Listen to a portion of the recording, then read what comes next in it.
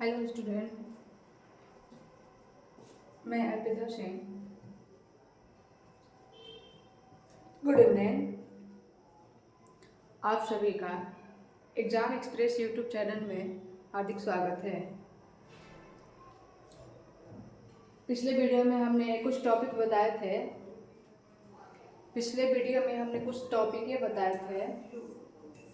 उसके बाद का टॉपिक आज हम लेकर के आए पुनः है। ये चैप्टर 1 का कुछ टॉपिक है। 12th चैप्टर 1 का कुछ टॉपिक है। हम बता चुके हैं, जैसे हम बता चुके हैं क्लेमाइडोमोनास के बारे में बता चुके हैं। अगला कोनिडिया है। कोनिडिया में पेनिसिलियम होते हैं। कोनिडिया का एग्जाम्पल होता है पेनिसिलियम।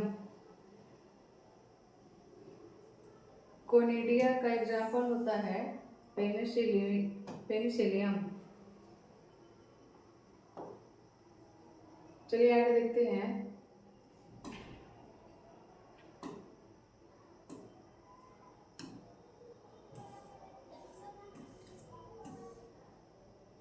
ये देखिए, ये जो हमारा स्ट्रक्चर है, ये स्ट्रक्चर है, ये पेनिसिलियम का है। यह स्ट्रक्चर पेनिसिलियम का है, जो एक दूसरे पर ग्रोथ करता हुआ दिखाई दे रहा है। देखिए यहाँ पे स्ट्रक्चर 1 में कुछ हमको डिफरेंट दिखाई दे रहे हैं, यानी कि इसमें देखिए ये जो स्ट्रक्चर है ये कम वृद्धि किया हुआ है, और इसमें कुछ ज़्यादा हुआ है, और इससे भी ज़्यादा इसके अंदर हुआ है, और इससे ज़्यादा ये ब्रांचेस जो है ना, डी नंबर यहाँ पे दर्शाया हुआ है A, B, C और D। तो ये है पेनिसिलियम। ये पेनिसिलियम का स्ट्रक्चर है। अगला स्ट्रक्चर है, देखिए जेम्यूलस में क्या बनते हैं? जेम्यूलस में स्पंज बनते हैं। जेम्यूलस में क्या बनते हैं भाई? स्पंज बनते हैं। ठीक है, स्पंज वो जीव होता है, ये एक जीव है। स्पंज एक तरह से जीव है। ये स्थिर रह करके ही क्या करता है? अपना भोजन ग्रहण करता है। और देखिए यहाँ पे, जैसे यहाँ पे इसका पेरेंट्स दिए हैं, ये बड़ा जीव स्पंज दिया है। अब ये किस तरह से अपनी संतति का उत्पादन करते हैं? देखिए कुछ दिखाई दे रहा है आप सबको? आप सभी को कुछ दिखाई दे रहा है? यहाँ पे हम इसको घेरे हैं। ये क्या है? ये एग सेल है। ये जो स्पर्म है, ये स्पर्म का क्या है? एग सेल है, यानी कि अंडा है। यहाँ पे देखिए ये गया है इसके पास, यहाँ से पूर्ण यहाँ प्रक्रिया हो रहा है। यहाँ पे देखिए ये यहाँ पे भी ये निषेचन की प्रक्रिया हो गया है। तो निषेचन की प्रक्रिया के बाद एग सेल यहाँ पे आया है। यहाँ से डिवाइड सेल यहाँ पे क्या कर रहा है? विभाजन कर रहा है। यहाँ पे विभाजन कर रहा है। यहाँ एक है, यहाँ 2 बना है ना, तो 2 से सीधे 4 बना है, और 4 से यहाँ पे सीधे 8 बना है, और 8 बन करके यहाँ पे देखिए एक भ्रूण के रूप में स्थापित हुआ है। 8 के बाद यहाँ पे एक भ्रूण के रूप में स्थापित हुआ है, और ये सीधे कहाँ गया? यहाँ पे देखिए ये थोड़ा सा वृद्धि कर गया है, ये स्पॉन्ज का रूप ले लिया है। तो इसकी संतति जो है ये कुछ आगे की तरफ वृद्धि किया है। आप सभी को समझ में आ गया होगा। अगले टॉपिक को देखते हैं। देखिए अगला टॉपिक हमारा है कायिक प्रवर्धन। अगला टॉपिक है कायिक प्रवर्धन, वेजिटेटिव प्रोपागेशन। वेजिटेटिव प्रोपागेशन ये अगला टॉपिक है। ये 12th एग्जाम में बहुत बार क्वेश्चन किए जा चुके हैं।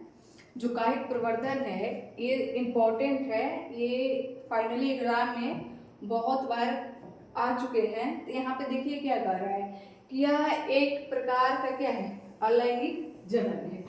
सही बात है भाई, ये क्या है? असेक्सुअल रिप्रोडक्शन का काम करते हैं। क्या है? अलैंगिक जनन है। पादपों में कायिक भाग जैसे जड़, तना, पत्ती और पुष्प कब मिल रहा है? एक में जड़, दूसरा में तना, तीसरा में पत्ती और चौथा में पुष्प मिल रहा है। पौधे का कोई भी भाग पहले तैयार होता है तो वो होता है जड़। जड़ से जड़ निकले या तना से जड़ निकले या पत्तियों के द्वारा जड़ निकले या पुष्पों के द्वारा जड़ निकले, तो ये काइट ये क्या करता है, ये काइट यानी कि कलियों को निकाल निकाल करके ये पुनः एक पौधे का रूप लेता है। काइट परिवर्तन क्या है, जड़ से, तना से, पत्तियों से और फूलों से काइट कली निकाल निकाल करके वो पुनः एक पौधे का रूप लेने का कार्य करता है। तो आप देखिए जो भी कार्य कर रहे थे किस जन्म में, अलैंगिक जनन में। जड़, तना, पत्ती और पुष्प इत्यादि के द्वारा नए संतति उत्पन्न होने को क्या कहते हैं, कायिक परिवर्तन कहते हैं। कायिक जनन एक अलैंगिक जनन है, जैसे तना, पत्ती, जड़ या पुष्प इत्यादि के द्वारा नई संततियों का उत्पत्ति होता है तो उसे क्या कहते हैं, कायिक परिवर्धन कहते हैं। प्रोपागल इसको बोलते हैं कायिक प्रवर्धन। यहाँ पे है कायिक प्रवर्धन, दोनों में देखिए डिफरेंट क्या है। कायिक प्रवर्धन में भाग लेने वाले पादप के भागों को क्या कहते हैं, तो जो पौधा कायिक प्रवर्धन में भाग लेते हैं या जो पौधा कायिक प्रवर्धन में भाग लेने वाले पादपों यानी पौधों के भाग होते हैं उसे कायिक प्रवर्ध कहा जाता है।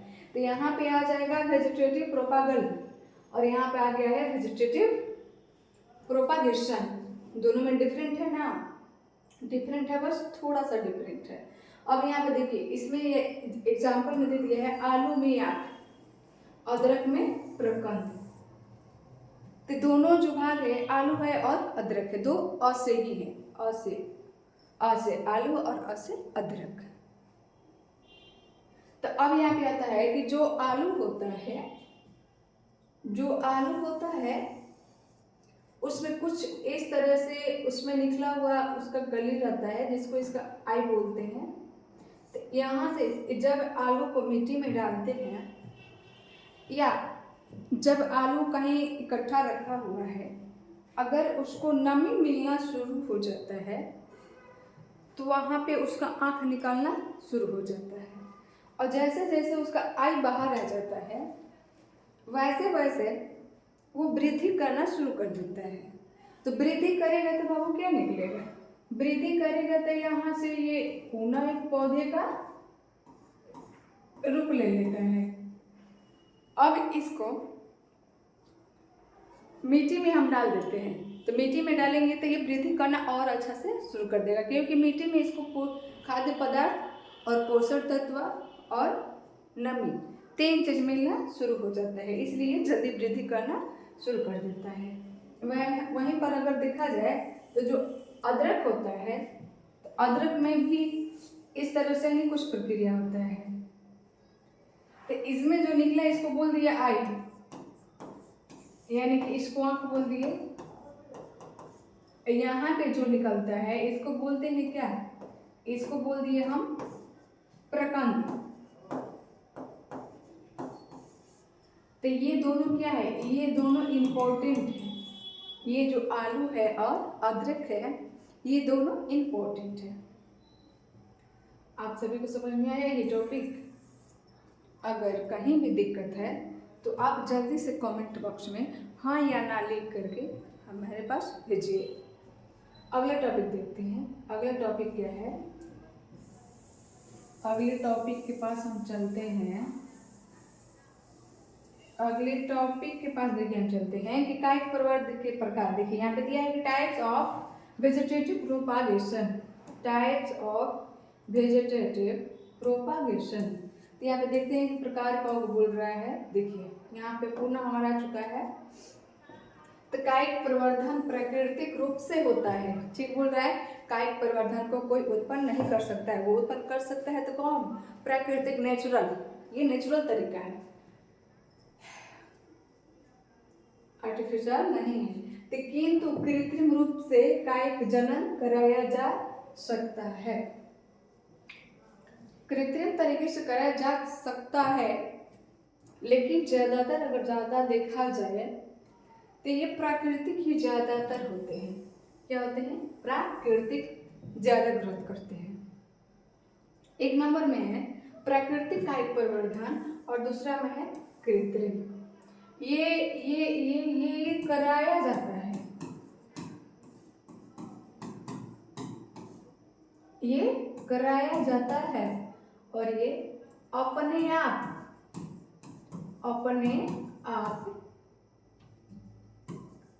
कायिक बनने लगते हैं।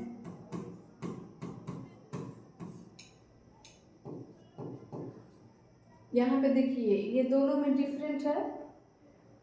यहाँ पर देखा जाए तो ये अलग है और ये अलग है। प्राकृतिक में होता है कि वो अपने आप कायिक परिवर्तन होना शुरू हो जाएगा और कृत्रिम जो है वो कराया जाता है किसी केमिकल रासायनिक के द्वारा। प्रकृति खुद है, उसका देखरेख प्रकृति खुद कर रही है। बारिश पड़ रहा है, कभी धूप निकला है, कभी छांव है, तो ये प्राकृतिक है। तो ये दो प्रकार का होता है। कौन? कायिक परिवर्तन दो प्रकार का होता है, एक होता है प्राकृतिक और दूसरा होता है कृत्रिम। तो आप देखिए यहाँ पे प्राकृतिक का क्या कह रहा है, प्रकृति क्या कह रहा है भाई कि जड़ के द्वारा कायिक प्रवर्धन, जड़ के द्वारा कायिक प्रवर्धन यहाँ पे जड़ों के द्वारा हो रहा है। तो जड़ के द्वारा vegetative propagation by root, vegetative propagation by root यानी कि जड़ों के द्वारा कायिक प्रवर्धन किस पौधे में होता है? तो शीशो का पेड़ देखिए, शीशम जिसको बोलते हैं, सीरस का भी पौधा होता है, मुराया, शकरकंद, एस्पेरेगस और शकरकंद है। ये जड़ के द्वारा कायिक परिवर्तन करते कौन? शीशम, सेरस, मुराया, शकरकंद, अस्पेरेगस, इसको नहीं भूलने आता, दो भाग में कीजिए, अस्पेरेगस और है शकरकंद। एक देखिए यहाँ पे है 1 2 3 4 5 6 यानी कि जो 6 पौधा होता है वो किसके द्वारा कायिक प्रवर्धन करता है? सिर्फ और सिर्फ रूट के द्वारा यानी कि जड़ के द्वारा। आई होप कि आप सभी को समझ में आ गया हो। ध्यान से देखिए और ध्यान से पढ़िए। जो बीत गया सो बात गया, जो बात गया सो बात गया, फिर वो कभी समझ में आएगा, लेकिन वीडियो देखिएगा तब ना जी, ये समय तो फिर नहीं ना आएगा।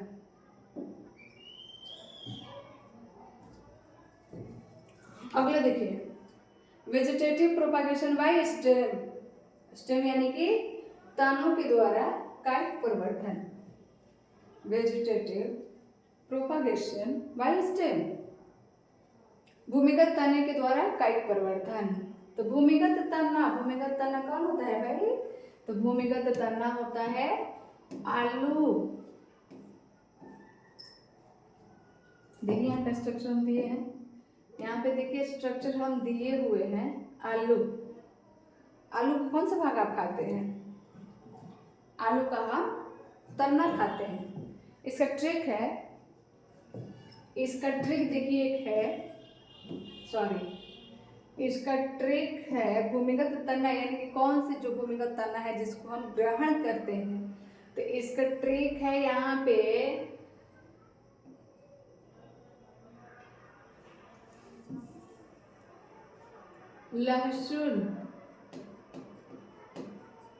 लहसुन प्याज जल्दिया।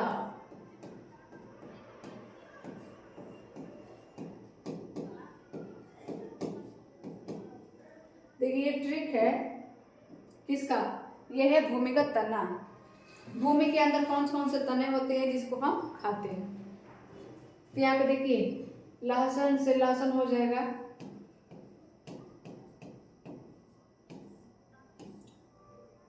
प्याज से प्याज, जल्दी यानी कि हल्दी, यहाँ पे देखिए यहाँ पे दो चीज हमको मिल रहा है। दो मिल रहा है इसलिए क्योंकि आ से तो हो गया लो और ओ से हो गया ओल, ओ से हो गया ओल। अब देखिए लहसुन प्याज जल्दी आ, लहसुन प्याज से प्याज, हल्दी जल्दी यानी कि हल्दी, आ से आलू और ओ से ओल। ये जो 5 है इसका हम क्या खाते हैं, तना। ये भूमिगत तना है क्योंकि ये मिट्टी के अंदर उपजाया जाता है। आया समझ में आप सभी को?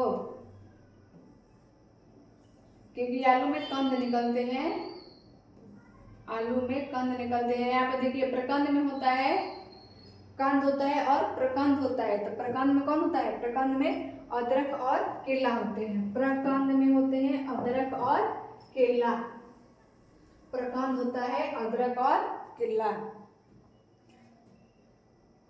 पौधा कौन सा है जिसमें प्रकंद पाए जाते हैं, तो ये सॉरी अदरक और केला में होता है प्रकंद। जो उसका कली निकलता है उसको प्रकंद कहते हैं, और जो आलू का कली निकलता है उसको कंद कहते हैं। ये आपको एग्जाम में ऑब्जेक्टिव में आएगा, इसलिए इस चीज को आप लोग हरदम ध्यान में रखिएगा। देखिए सल्ककंद का होता है, सल्ककंद भी होता है जो भूमिगत होता है। प्याज, सल्ककंद यानी कि प्याज में जब प्याज में कलियां निकलते हैं, जब प्याज में कलियां निकलती है तो उसको क्या कहते हैं, जब प्याज में कलियां निकलती है तो उसको क्या बोलते हैं, इसको बोलते हैं सल्ककंद। सल्ककंद। हम तो ये देखते हैं कि भूमिगत तना होता है, तो वो किस तरह से होता है, किसके माध्यम से होता है, कौन सा आकार में होता है। आलू में है कंद, अदरक में है जिमीकंद और प्याज में हो गया सल्ककंद। अगला देखते हैं कंद, कौन सा कंद आ रहा है। देखिए अगला आ गया घनकंद। घनकंद घनकंद घनकंद किसमें होता है, ये घनकंद होता है लहसुन। ये होता है अरबी लहसुन पर बोला जाता है, नहीं लहसुन को नहीं। ये कन्ना जो होता है ना, कन्ना को भी हम क्या बोलते हैं, कन्ना को बोलते हैं अरबी, जिसको पिच्ची कहा जाता है। अब देखिए हम तो भूमिगत तना के बारे में समझ गए और जान भी लिए कि कौन कौन सा पौधा आता है। अगला है अर्धवायवीय तने के द्वारा कायिक प्रवर्धन। अर्धवायवीय यानी कि क्या, जो पौधा आधा भूमि के अंदर है और आधा भाग उसके किधर है, वायु के संपर्क में है, उसको बोला गया क्या, अर्धवायवीय तने। तो अर्धवायवीय तने में आ रहा है, एग्जाम्पल में आ रहा है, एग्जाम्पल नहीं बल्कि एक नंबर में आ रहा है कौन, एक नंबर में है ऊपरी भूस्तरी। ऊपरी भूस्तरी, तो ऊपरी भूस्तरी यानी कि ये जो जमीन हो गया, इस जमीन के ऊपर, ये जमीन के ऊपर वायु के संपर्क में, जमीन के ऊपर और वायु के संपर्क में कौन सा पौधा होता है, पौधा होता है, वो होता है दूब घास। ये होता है दूब घास, इसका भी लतर होते हैं। ये होता है कौन भाई, ये होता है दूब घास, ये होते हैं दूब घास। देखिए यहाँ पे ऑलरेडी स्ट्रक्चर दिखाया गया है दूब घास।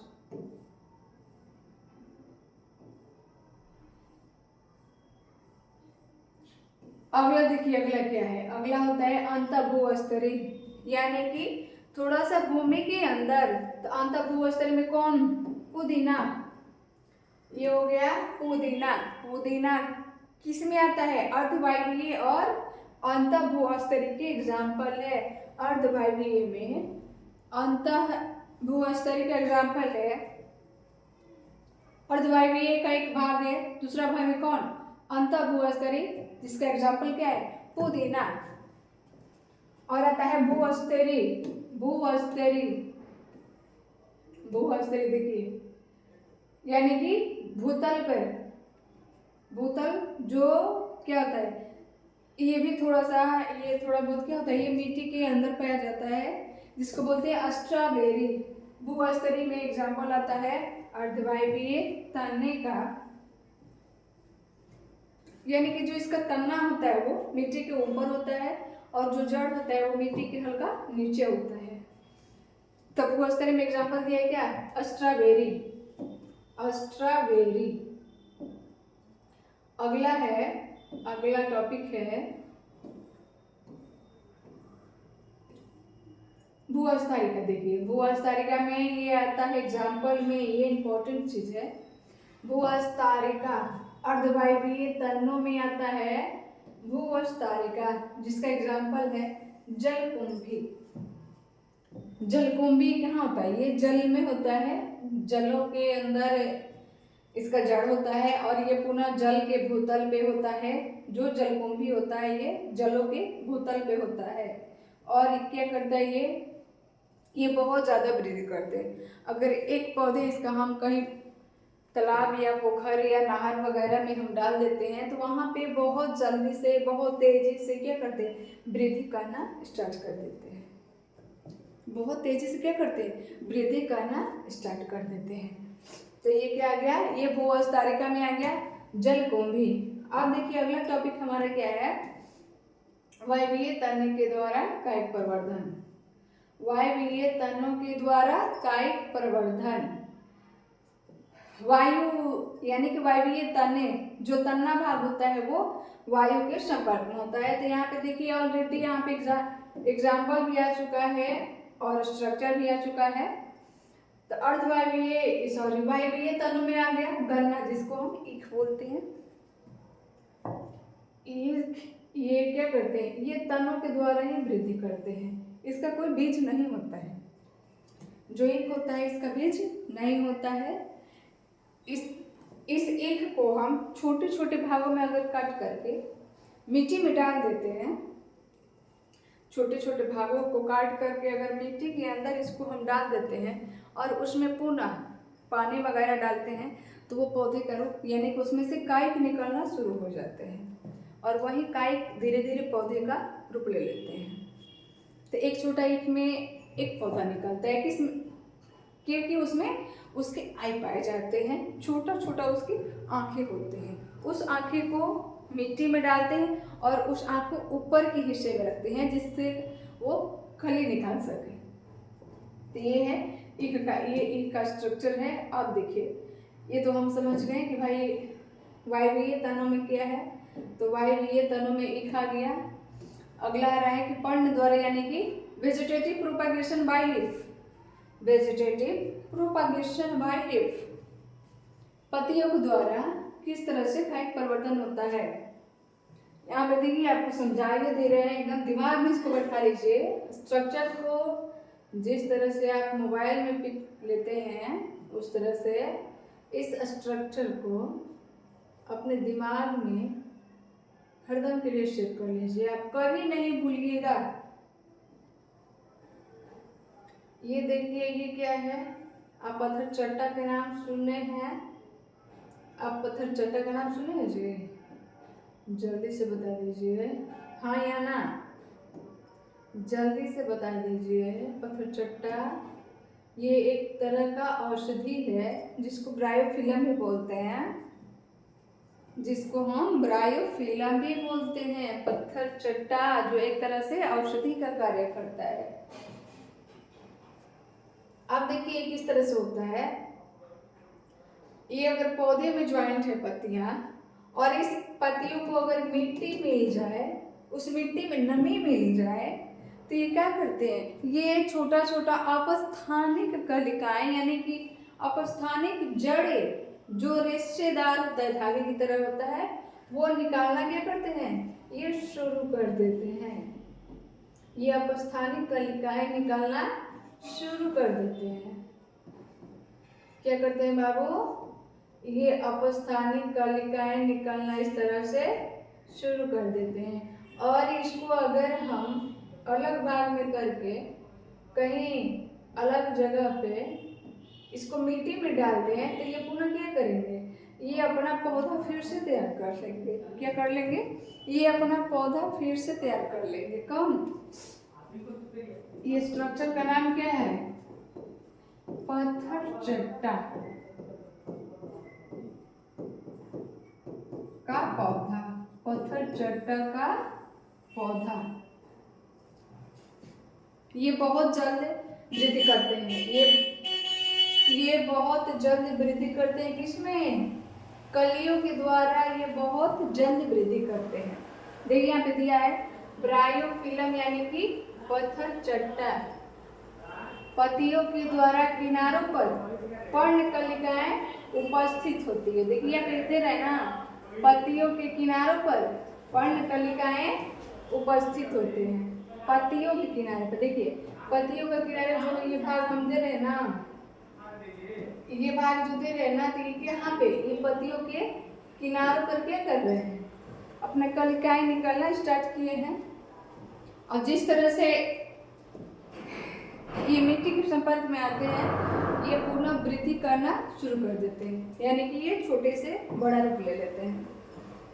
आप सभी को क्लियरली समझ में आया, आप सभी को क्लियर समझ में आ गया है?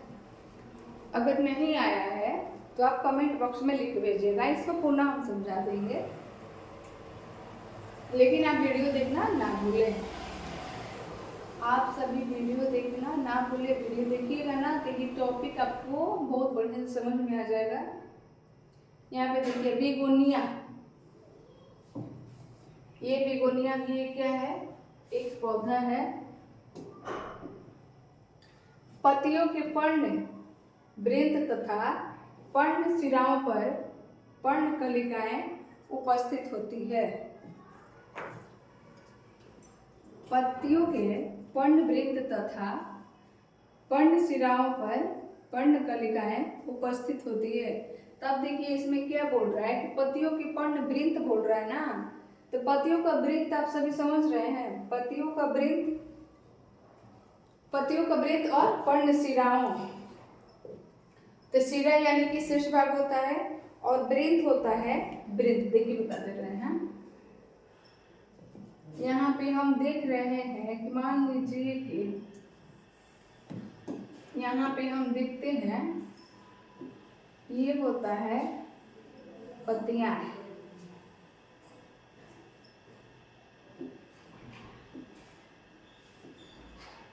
ये होता है पत्तियां, और पत्तियों के वृंत पे क्या होता है, सॉरी अब यहाँ पे देखिए ये वृंत होता है। कौन वृंत होता है, जो ऊपर की दिशा में जाता है, ऊपर के भाग में होता है।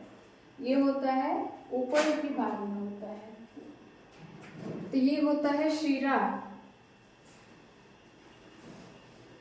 या इसको इस तरह से भी लिख सकते हैं। एक मिनट,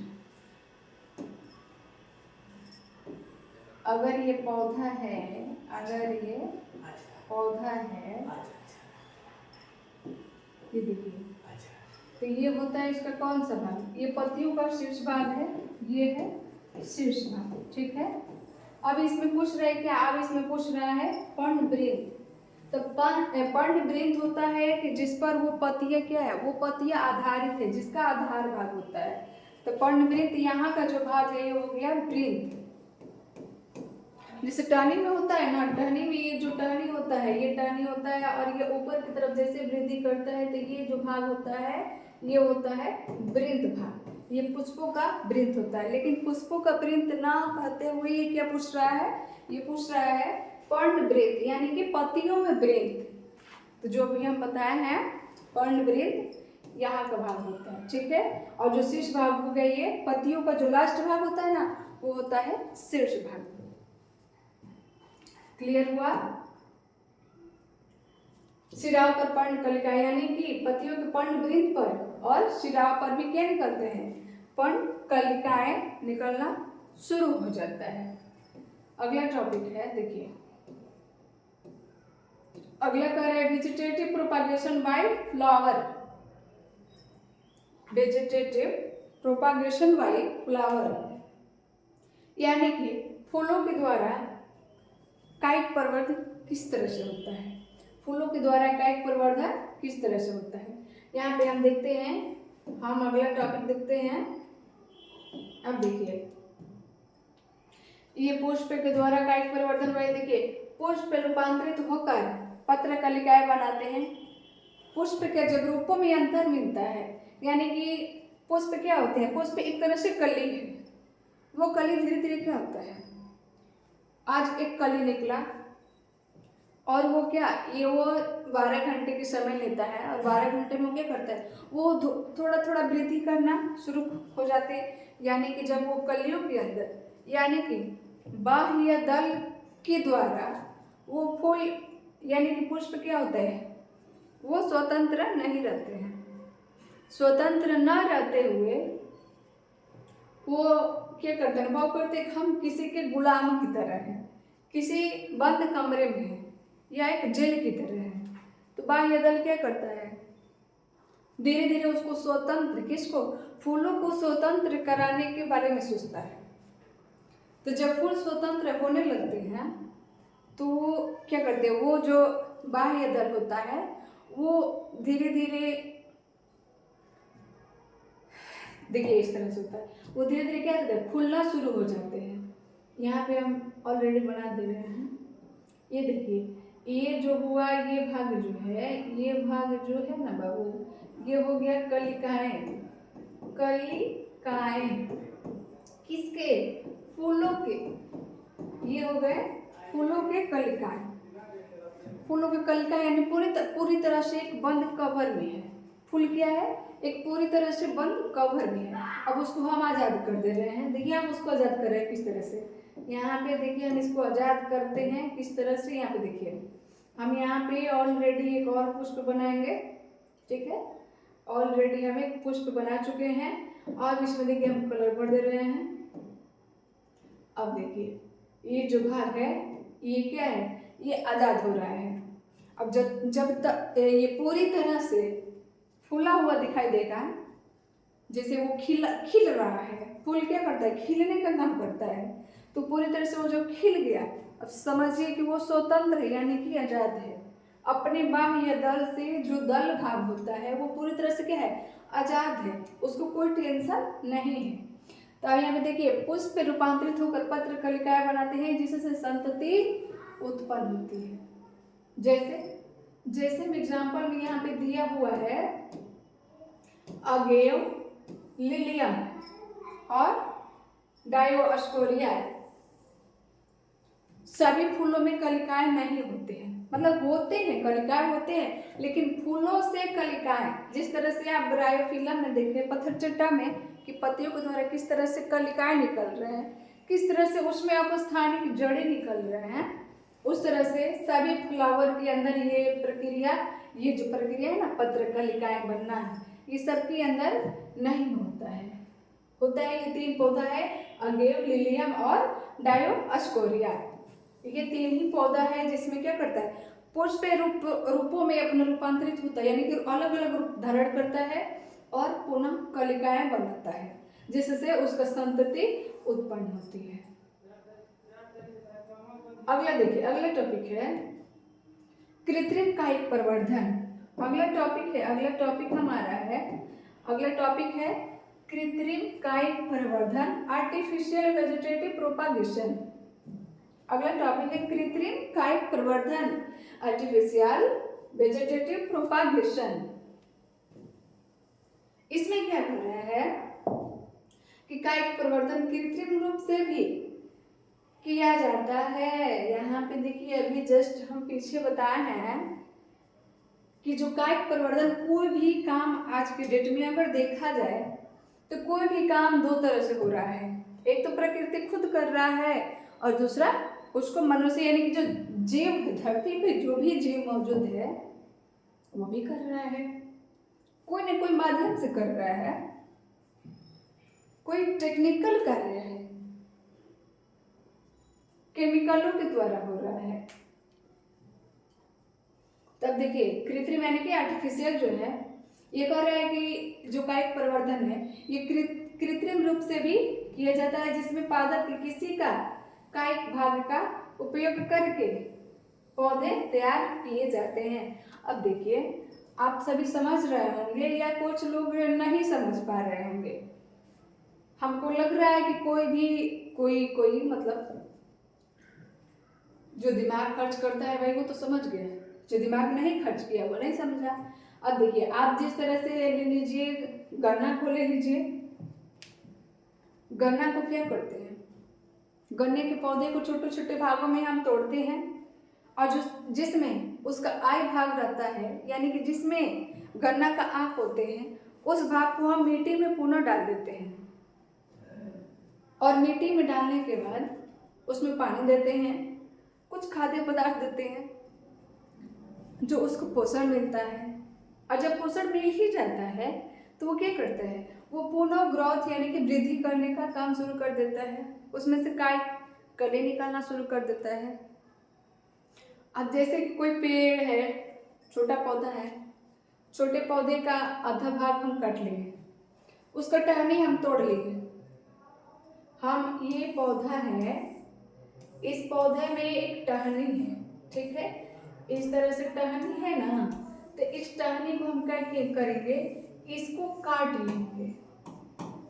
लेंगे, ठीक है।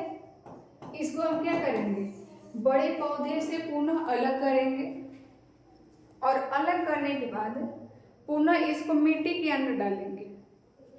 जैसे ही मिट्टी के अंदर डालेंगे, इस भाग को जैसे हम मिट्टी के अंदर डालेंगे ना, तो ये मिट्टी के अंदर जाने पर ये क्या करेगा, ये पुनः अपस्थानिक कलिकाएं निकालना शुरू कर देंगे।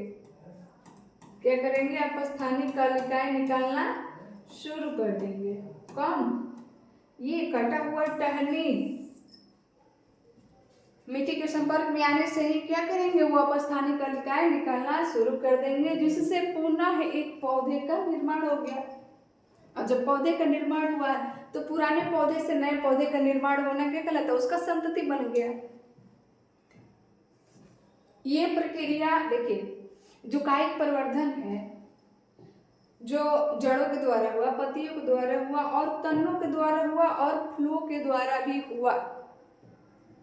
तो ये प्रक्रिया सभी जीव करते हैं, मनुष्य भी करते हैं, जंतु भी करते हैं, कीड़े मकोड़े भी करते हैं। पूर्ण यानी कि जो भी जीव धरती पे, इस धरती पे मौजूद है, कोई अपना हानि नहीं चाहता है, कोई अपना हानि नहीं चाहता है। वो चाहता है कि हम इस धरती पर अकेले राज करें। वो अपना क्या होता है, जाति को खोना नहीं चाहता है, अपने वंशों को विलुप्त होना नहीं चाहता है। सभी चाहते हैं कि हम आज़ाद रहें, हम किसी का गुलाम बन करके ना रहें। तो सारे जीव क्या करते हैं, अपने अपने तरीके से अपना संतति उत्पन्न करते हैं, ताकि उनका जो जाति रहता है वो कभी खत्म ना हो सके। अगर पौधा ही विलुप्त होना शुरू कर दे तो छांव कहाँ से मिलेगा, जो हम ऑक्सीजन ग्रहण करते हैं। ऑक्सीजन और कार्बन डाइऑक्साइड की जो प्रक्रिया है, तो वो कहाँ से आएगा, नहीं ले पाएंगे, बहुत सारे लोग बीमार पड़ जाएंगे। तो पेड़ पौधा भी क्या करते हैं, हमको किसी न किसी माध्यम से वो हमारे पास लाभ पहुंचाने का कार्य करते हैं। पेड़ पौधा नहीं रहेगा तो धरती सूना पड़ जाएगा। इसलिए क्या करते हैं, हम कृत्रिम के द्वारा और प्राकृतिक के द्वारा भी कायिक परिवर्धन करना शुरू करते हैं। कायिक प्राकृतिक तो अपना कर ही रहा है, लेकिन हम खुद से भी करते हैं कायिक परिवर्तन। किसी का तना काट करके मिट्टी में डालते हैं और वो पुनः एक नए पौधे का निर्माण करता है। आई होप कि आप सभी को समझ में आ गया है ये टॉपिक। अगले टॉपिक की तरफ चलें। अगले टॉपिक की तरफ हम चल रहे, देखिए यहाँ पे दिया हुआ है, यहाँ पे दिया हुआ है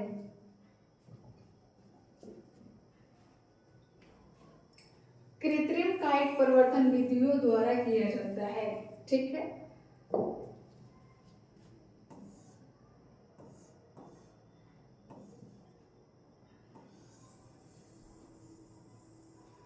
ये एक तरह से पौधा है और ये है इसके टहनी,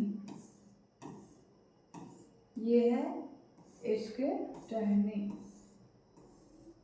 पौधों से हम क्या करते हैं, कार्बन डाइऑक्साइड ग्रहण करते हैं ना, और ऑक्सीजन को पुनः बाहर निकालते हैं। तो यहाँ पे देखिए ये हो गया पौधे।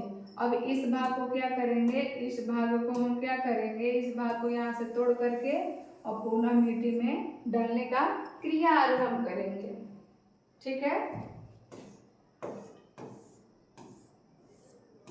ये पौधा है, और अगर ये पौधे का वृद्धि कराना है तो इस भाग को काट करके हम पुनः मिट्टी में डालेंगे और इसके संतति के रूप में उगाने का कार्य करेंगे। अब यहाँ पे कह रहा है, देखिए कर्तन, कटिंग, ये कौन सा भाग हुआ, हम अभी बताए ना कि इस तने को काट करके अलग करेंगे, तो ये हुआ कटिंग, ये कटिंग विधि हुआ। कौन सा विधि हुआ, ये कटिंग विधि हुआ। दूसरा है दाग लगना। अब देखिए ये तो कटिंग, ये विधि नंबर 1 हुआ कर्तन, ये कर्तन यानी कि कटिंग इसको बोलते हैं। अब अगला हम देखते हैं कि क्या मिल रहा है, देखिए इसी पे हम सारा समझा दे रहे हैं। अब यहाँ पे देखिए क्या मिल रहा है कि अगर एक बड़ा पौधा है, अगर एक बड़ा पौधा है और इस पौधे का जो तना है क्या करता है, कोई कोई पौधा होता है ना जिसका जो तना होता है वो टेढ़ा हो जाता है, झुक जाता है, मिट्टी में दब जाता है, तो उसको बोलते हैं दाग लगना। जो अपने आप झुक करके मिट्टी में दब गया और पुनः वहां से कलिकाएं निकालना शुरू कर दिया, उसको बोलते हैं दाग लगना, लेयरिंग। उसको क्या बोलते हैं भाई, उसको बोलते हैं लेयरिंग, दाग लगना। तो ये जब दाग लग रहा है ना, तो यहाँ पे अगर मिट्टी है, मिट्टी तो है ही, वो तो होना ही है, क्योंकि जो पौधा होता है वो तो छत पे नहीं होता ना, छत पे होता है, मिट्टी रहेगा तभी ना होगा जी। तो इसको बोलते हैं दाग लगना, इस क्रिया को बोलेंगे दाग लगना। इस क्रिया को हम क्या बोलेंगे भाई, दाग लगना, लेयरिंग। ठीक है, अब देखिए अगला है, ये दूसरा नंबर हुआ हमारा दाग लगना।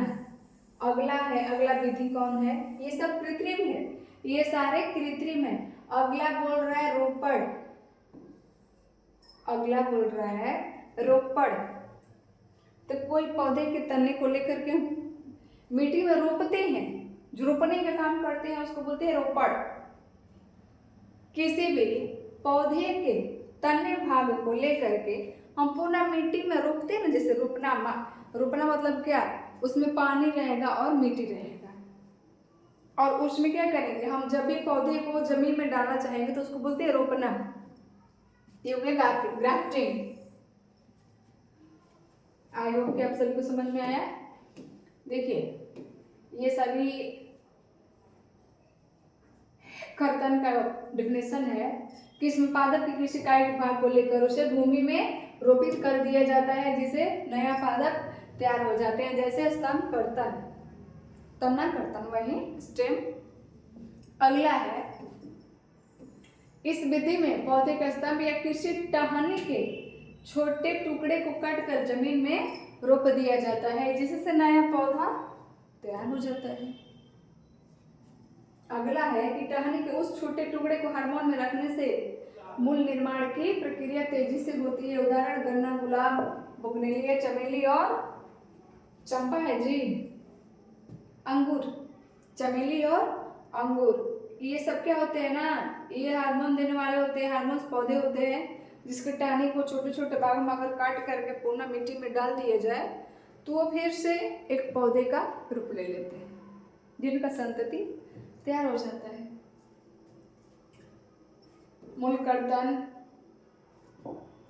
दाग लगना, आप सभी जल्दी से इस चीज को स्क्रीनशॉट लेते जाइएगा।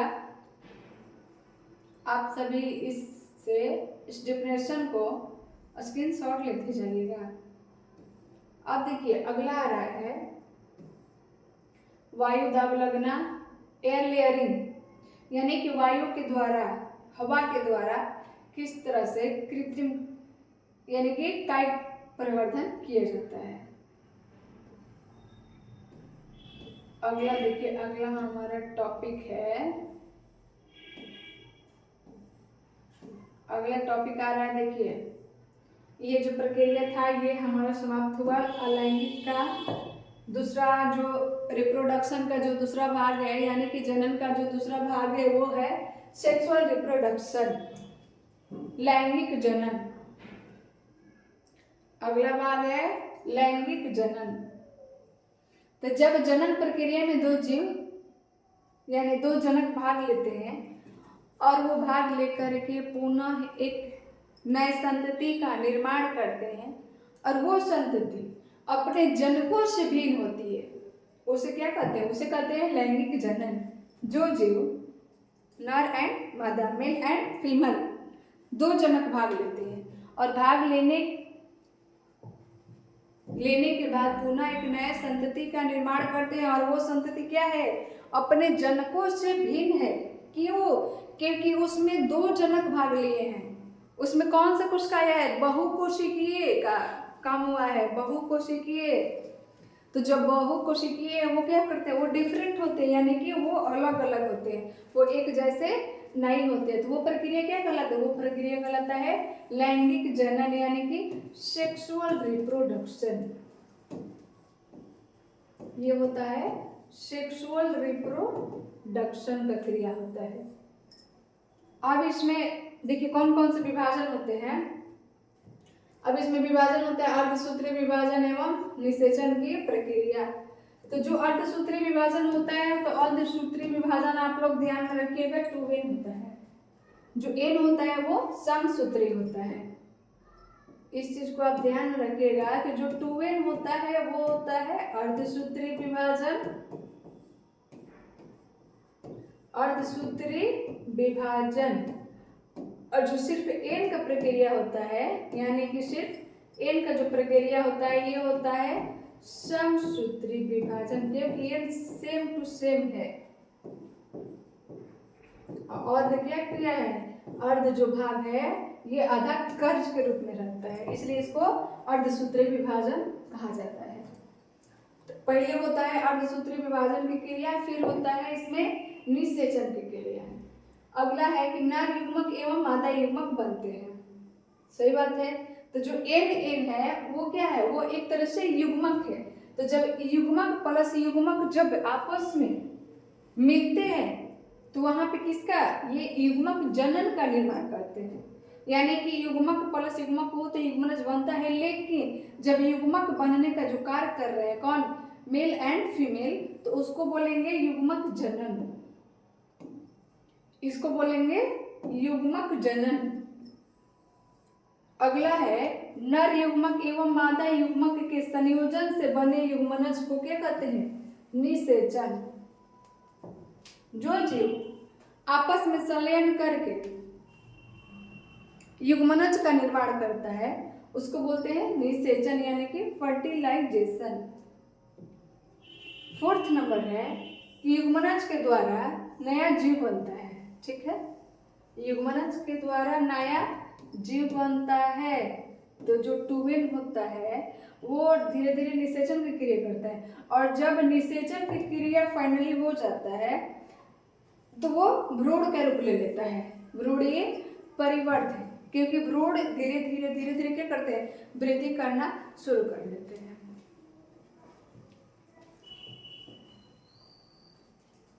ये भ्रूण क्या करते हैं? धीरे धीरे वृद्धि करना शुरू कर देते हैं, और जैसे जैसे वृद्धि करते हैं पुनः एक नए शिशु के रूप में विकसित हो जाते हैं, जो टाइमली होने पर वो फिर जन्म लेकर के बाहर आते हैं। आज के लिए इतना ही टॉपिक रहने देते हैं। अगला टॉपिक लैंगिक जनन का जो भी अगला टॉपिक है वो कल बताया जाएगा। तब तक के लिए आप सभी को बहुत बहुत धन्यवाद, और हमारे तरफ से आप सभी को गुड नाइट।